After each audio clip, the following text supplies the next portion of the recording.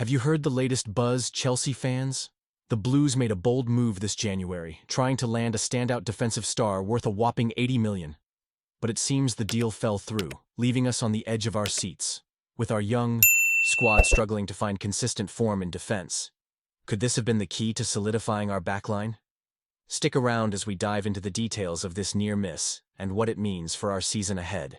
Chelsea reportedly made a significant move in the January transfer window, attempting to secure the services of the in-form Nottingham Forest defender, Murillo, who has been turning heads with his performances this season.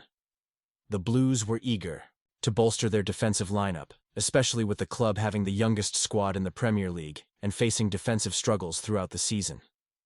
It's clear we need more experience at the back, and Chelsea's eighth-best defensive record doesn't paint the full picture. Statistically, we have the 11th best expected goals against figure, which suggests we've been fortunate not to concede more. Injuries have plagued our defense, with Wesley Fofana being sidelined yet again, forcing the club to recall Trevoh Chalobah. The report from the Daily Telegraph indicates that Chelsea's bid for Murillo, valued at around $80 million, was unsuccessful.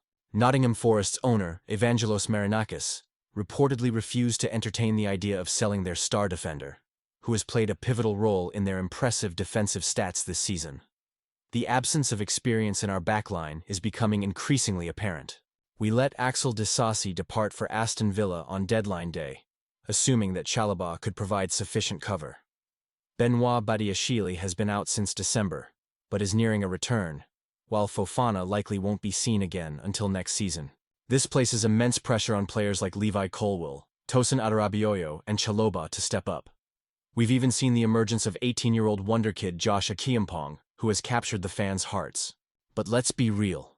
While raw talent is exciting, we desperately need a seasoned player who can guide these youngsters through the challenges of a rigorous season. Thiago Silva was a phenomenal presence in our defense for years, and it's hard not to think that another experienced figure could have helped stabilize things at this critical juncture. Chelsea has adopted a youth-first strategy, focusing on younger signings with the hope of developing them into future stars or selling them for a profit.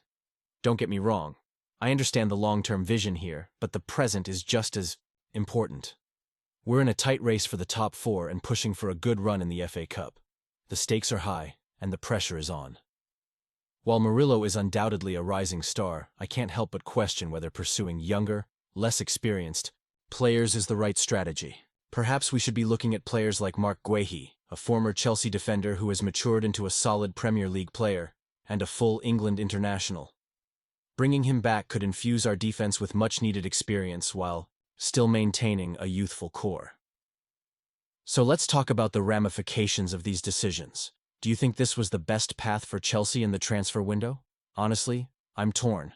On one hand, investing in youth is vital for the club's future, but on the other, the lack of seasoned leadership is glaring.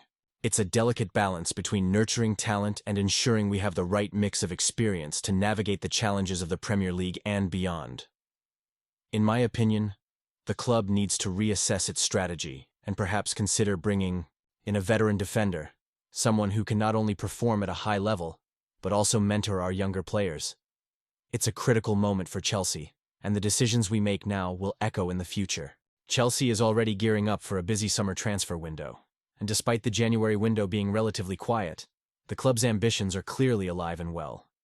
A senior scout was spotted at the recent AC Milan vs Parma match, and it's exciting to think about what this could mean for our beloved Blues. The game ended with Milan clinching a 3-2 victory, but the player that caught Chelsea's attention was none other than Zion Suzuki, the young goalkeeper for Parma. Now, let's talk about Suzuki. At just 20 years old, he's already making waves in Serie A, and it seems Chelsea is keen to bring him into the fold. Reports suggest that it could take a fee of around $40 million to secure his services at the end of the season. But here's where it gets interesting. There's already talk of competition for his signature, which makes me wonder if Chelsea will be able to land him amidst all the interest. Do you think this was the best decision? Honestly, I'm torn. On one hand, Suzuki could be a fantastic addition. On the other, our current number one, Robert Sanchez, has shown some promise under Enzo Maresca. This brings us to a crucial point. Do we really need another goalkeeper? The management seems divided on this issue, And it's always a tricky situation when you have a promising talent already in the squad. Are we potentially stunting Sanchez's growth by bringing in someone like Suzuki? There's a lot to unpack here, and the implications for the club's future are significant. A young, strong goalkeeper could solidify our defense for years to come. But we also have to consider the dynamics within the squad. As a passionate Chelsea fan, I can't help but think about the emotional roller coaster we've been on lately. The departures of key players like João Felix and Renato Veiga have left us wondering about our depth and future strategy. While it's clear we're looking at young talent, are we doing enough to ensure immediate success? The balance between the present and the future is delicate, and every decision counts. It's also worth noting that Chelsea seems to be targeting players who not only fit the current squad, but also hold potential for development. This strategy aligns with what we've seen from Todd Boehly and his team, an eagerness to incorporate youth while maintaining competitiveness. But will this approach lead us back to the top of the Premier League? That's the million-dollar question. And you, what do you think? I want to hear your opinions down below. Are you excited about the prospect of bringing Suzuki to Stamford Bridge? Or do you feel we should focus on strengthening other areas of the team first? Your insights are important, and I know the Chelsea community has some passionate thoughts on this. As we discuss these strategic moves, let's not forget to look ahead to what they mean for the club's ambitions. If Suzuki joins us, it could signal a shift in how we approach our defense, but it might also mean that we're moving on from Sanchez sooner than we expected. The young goalie has the potential to be a game-changer, but we need to ensure that we're not rushing into decisions that could backfire. Make sure to stay engaged with these developments, as they could shape the future of our club in ways we can't yet imagine.